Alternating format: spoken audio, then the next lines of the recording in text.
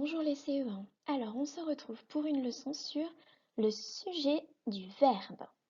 Donc, on va découvrir ensemble qu'est-ce que c'est que le sujet du verbe. Un verbe, on sait ce que c'est. Le sujet, on va l'apprendre aujourd'hui. Donc, on va s'intéresser à cette phrase. Est-ce que tu peux la lire dans ta tête pour commencer? Donc, cette phrase, elle est en rapport avec le texte que tu as lu hier qui s'intitulait Au zoo. Donc tu as lu le petit garçon imite les animaux. Donc dans une phrase, la première étape, ça va être de repérer. Quel mot tu as appris à repérer dans une phrase? Le verbe. Donc on va repérer le verbe plutôt, puisque ça tu l'as déjà appris. Est-ce que tu peux retrouver le verbe, le mot qui exprime l'action? Qu'est-ce qu'on fait dans cette phrase? Et oui, le verbe ici c'est imite, le verbe imiter. Donc on a trouvé le verbe. Et maintenant, on va se poser une question très importante. On va se demander qui est-ce qui imite les animaux? Qui est-ce qui imite les animaux? Tu vas me dire, c'est le petit garçon. C'est le petit garçon qui imite les animaux. Donc ça veut dire que tu vois ce que j'ai écrit en bleu, le petit garçon. Tout ce qui se trouve entre les mots c'est et qui. Donc le petit garçon, eh bien, on peut dire que c'est le sujet du verbe.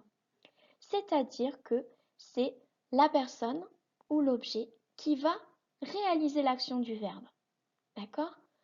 Donc ici, qui est-ce qui imite les animaux? C'est le petit garçon. Pourquoi c'est important d'apprendre à trouver le sujet du verbe?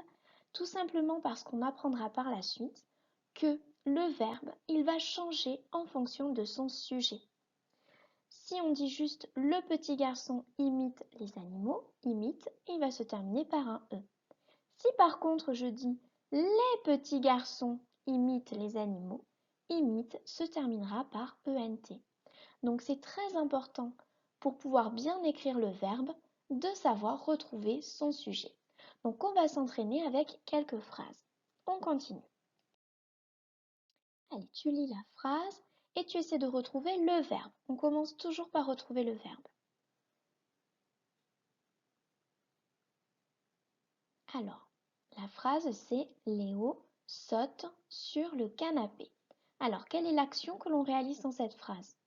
Pour retrouver le verbe, on peut aussi essayer de mettre la phrase à la forme négative. Rappelle-toi, je peux aussi mettre la phrase à la forme négative. Ça donnera Léo ne saute pas sur le canapé. Et donc, c'est bien saute le verbe, puisque si je la mets à la forme négative, c'est saute qui sera entouré de ne pas. Donc, saute, c'est bien mon verbe. Ok. Donc maintenant, je vais chercher le sujet du verbe. Et pour ça, je vais me demander qui est-ce qui saute sur le canapé? Qui est-ce qui saute sur le canapé? Tu me réponds, c'est Léo qui saute sur le canapé. Donc, dans cette phrase, le sujet du verbe, c'est Léo. C'est lui qui saute sur le canapé. On continue. Alors, à toi de lire cette nouvelle phrase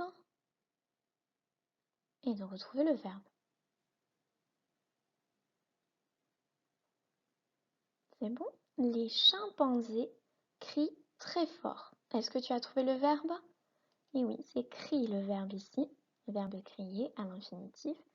Et qui est-ce qui crie? Pour retrouver le sujet, on se pose la question, qui est-ce qui crie très fort? Ce sont les chimpanzés qui crient très fort. Donc je peux entourer les chimpanzés. Ce sont bien c'est le sujet du verbe. Ce sont bien les chimpanzés qui crient très fort. Autre phrase, à toi de lire et de retrouver le verbe.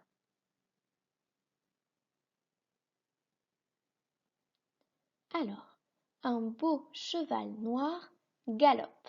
Est-ce que tu as trouvé le verbe? Qu'est-ce qu'on fait dans cette phrase? Eh oui, c'est galope.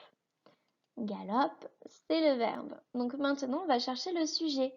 Et pour ça, on se demande qui est-ce qui galope? Qui est-ce qui galope? C'est le beau cheval noir qui galope. Donc, c'est tous ces mots ensemble, tout ce groupe nominal qui va être le sujet du verbe. Un beau cheval noir galope. C'est un beau cheval noir qui réalise l'action de galoper. Est-ce que tu as bien compris? Je te laisse regarder une petite vidéo des fondamentaux qui va te résumer un petit peu tout ça. Et on se retrouve un petit peu plus tard pour continuer à s'entraîner à retrouver les sujets du verbe. À très vite!